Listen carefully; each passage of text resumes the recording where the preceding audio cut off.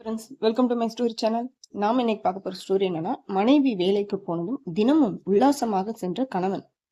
கடைசியில் தான் மனைவிக்கு அவர் எங்க போனாருன்ற உண்மை தெரிய வருது. ஸோ ஸ்கிப் பண்ணாம பாருங்க வீடியோவை. இந்த வீடியோவுக்கு கடைசியில ஒரு ட்விஸ்டும் இருக்குது. ஸோ நீங்க வீடியோ ஸ்கிப் பண்ணிட்டீங்க பார்க்கல அப்படின்னா உங்களுக்கு அந்த ட்விஸ்ட் என்னன்றது தெரியாம போயிடும். வாங்க வீடியோக்குள்ள போலாம்.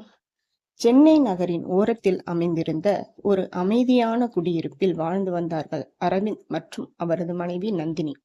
திருமணமாகி 7 ஆண்டுகள் ஆகிவிட்டது. இருவருக்கும் 5 வயது மகள் தியா. நந்தினி ஒரு தனியார் வங்கியில் வேலை பார்த்தார். அரவிந்த் வீட்டில் இருந்தபடியே ஆன்லைன் தொழில் பார்த்து வந்தார். வெளியில் அதிகம் செல்லாதவன், குடும்பத்துக்காக அக்கறை காட்டும் நல்ல ஒரு மனிதன் என்று அனைவரும் நினைத்தனர்.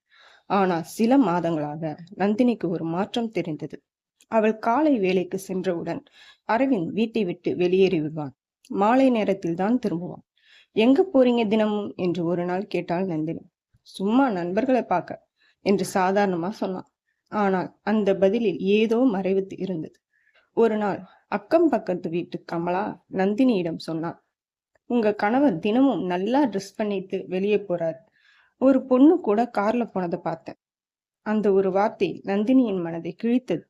அவள் வெளியில் சிரித்தாலும் உள்ளுக்குள் உடைந்து போனாள்.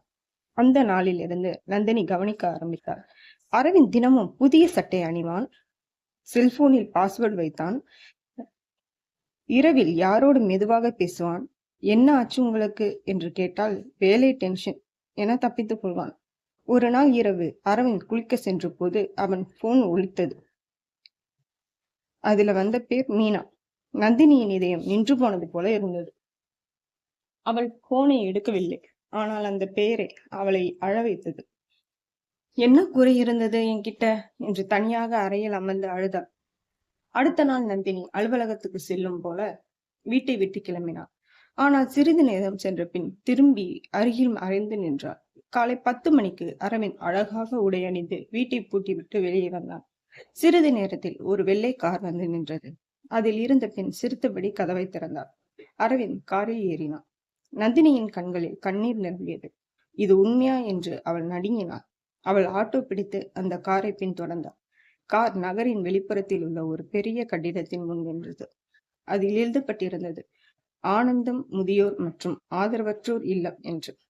நந்தினி குழப்பமடைந்தாள், என்ன இது என்று. அவள் மெதுவாக உள்ளே சென்றாள். அங்கே பார்த்த காட்சி அவளை அதிர்ச்சியில் உரைய வைத்தது. அரவிந்த் அந்த முதியோர் இல்லத்தில் உள்ள மூதாட்டிகளுடன் சிரித்தபடி பேசிக் கொண்டிருந்தான். சிலருக்கு மருந்து கொடுத்தான், ஒருவருக்கு உணவு ஊட்டினான். அதே நேரத்தில் மீனா என்ற பெண் அங்கே நிர்வாகியாக இருந்தாள். நந்தினி அருகில் நின்று ஒருவரிடம் கேட்டாள், அவரை எப்படி தெரியும் என்று. அந்த முதியவர் சிரித்தபடி சொன்னார், அவரா 3 மாதமா தினமும் வராரு. இங்க இருக்கிறவங்களுக்கு செலவு பண்றது எல்லாம் இவர்தான். நந்தினி அதிர்ச்சி அடைந்தாள். என்ன சொல்றீங்க? அவரோட அம்மா இறக்கும் முன்னாடி ஆதரவற்ற முதியவர்களை பார்த்துக்கோ என்று சொன்னாராம். அதனால தினமும் சேவை செய்வார். நந்தினியின் கண்கள் கலங்கின. அவள் தவறாக நினைத்ததை உணர்ந்தாள். சில நேரம் கழித்து மீனா நந்தினியை கவனித்தாள். நீங்க நந்தினி தானே என்று கேட்டாள். அவள் மெதுவாக தலையசைத்தாள். மீனா சிரித்தாள். அரவிந்த் சார் உங்களை பற்றி நிறைய பேசுவார். உங்களுக்கு சர்ப்ரைஸ் கொடுக்கணும்னு தான் சொல்லலாம். என்ன சர்ப்ரைஸ்? அந்த நேரத்தில் அரவிந்த் வந்தான். நந்தினியை பார்த்து அவன் அதிர்ந்தான். நீங்க இங்க? நந்தினியின் கண்களில் கண்ணீர். நான் உங்களை தவறாக நினைச்சிட்டேன். அரவிந்த் மெதுவாக சிரித்தான். நம்ம தியாவோட பிறந்த நாளுக்கு இந்த இல்லத்துக்கு ஒரு புதிய கட்டிடம் கட்டணும்னு நினைச்சேன். அதுக்காக தினமும் இந்த வேலை பார்த்தேன். என்னிடம் சொல்லலையே. நீ எப்பவும் குடும்ப செலவு பற்றி கவலைப்படுவ. அதனால முடிஞ்ச பிறகு சொல்லணும்னு நினைச்சேன். நந்தினி உடைந்து அழுதாள். அந்த மாலை இருவரும் முதியோர் இல்லத்தின் தோட்டத்தில் அமர்ந்திருந்தனர். நான் உங்களை சந்தேகப்பட்டுட்டேன் என்று நந்தினி அழுதாள். அரவிந்த் அவளை கையை பிடித்தான். சந்தேகம் வந்தது தப்பில்ல, பேசாம மனசுக்குள்ள வச்சதுதான் தப்பு. அந்த வார்த்தை நந்தினியை அமைதியாக்கியது. அன்று முதல் நந்தினியும் வார இறுதிகளில் அந்த இல்லத்துக்கு செல்ல ஆரம்பித்தாள். தியா கூட அங்கிருந்த பாட்டி தாத்தாக்களுடன் விளையாடினார்.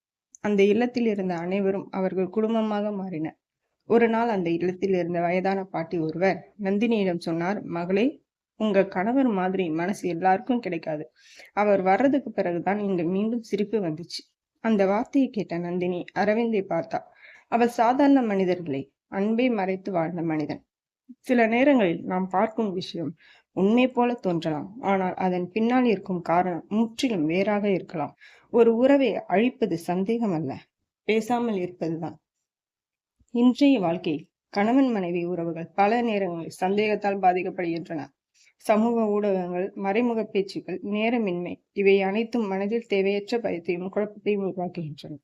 இந்த கதையில் நந்தினி செய்த தவறு கணவனை சந்தேகித்ததல்ல. அவளுடைய தவறு நேராக கேட்டு புரிந்து கொள்ளாமல் மனசுக்குள் கதைகளை உருவாக்குவது. அதுபோல அரவிந்தின் தவறும் சிறியது அல்ல. நல்ல விஷயத்திற்காக இருந்தாலும் மனைவியிடம் உண்மையை பகிராமல் மறைத்ததுதான். சில நேரங்களில் சர்ப்ரைஸ் கூட உறவில் இடைவெளியை உருவாக்கிவிடும். ஒரு குடும்பத்தில் அன்பு மட்டும் போதாது, அதோட நம்பிக்கை, திறந்த உரையாடல், நேர்மை, புரிதல் இவையெல்லாம் மிகவும் அவசியம். சந்தேகம் வந்தால் அமைதியாக இருந்து துன்பப்படுவதற்கு பதிலாக அன்புடன் பேச வேண்டும். பேசாமல் வைத்துக்கொண்ட ஒவ்வொரு சந்தேகமும் உறவை மெதுவாக உடைக்கும் விஷமாக மாறும். மேலும் இந்த கதை இன்னொரு பெரிய உண்மையையும் நமக்கு சொல்லுது. என்னன்னா, நம் வாழ்க்கையில் நல்லவர்கள் அமைதியாகவே நல்லதை செய்வார்கள். அவர்கள் தங்களுடைய உதவியை உலகத்தில் காட்ட மாட்டார்கள். அரவிந்த் போல பலர் சமூகத்தில் இருக்கிறார்கள். யாரும் பாராட்டாத இடங்களில் அன்பை விதைத்துக் கொண்டிருக்கிறார்கள்.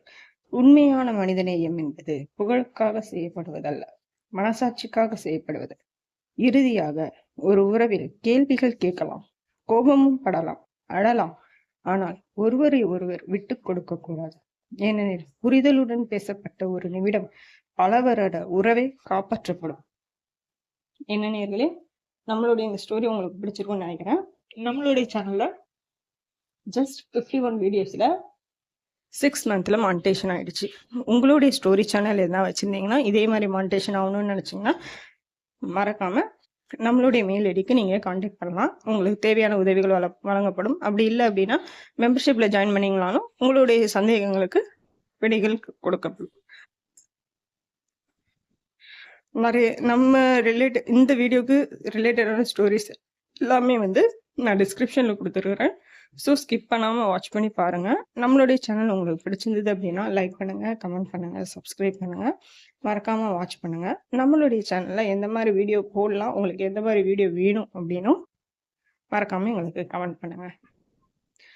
இந்த ஸ்டோரியில் நீங்கள் கற்றுக்கக்கூடிய ஒரு மாறல் என்ன அப்படின்னா, கணவன் மனைவி உறவுக்குள்ள ஒளிவு மறைவு இருக்கக்கூடாது. அதுதான் இந்த ஸ்டோரியில் நீங்கள் கற்றுக்கிறது. அது நல்ல விஷயத்துக்காகவே நீங்க மறைக்கப்பட்டிருந்தாலும் தவறு தான். எந்த ஒரு ஒளிவு மறைவும் இல்லாம, அதே நேரம் கணவன் மனைவிக்குள்ள ஒரு துளி சந்தேகமும் வராமல் பார்த்துக்கணும். அந்த சந்தேகம் வந்துருச்சுன்னா லைஃப் ரொம்ப ரொம்ப டேஞ்சர் ஆயிடும். ஸோ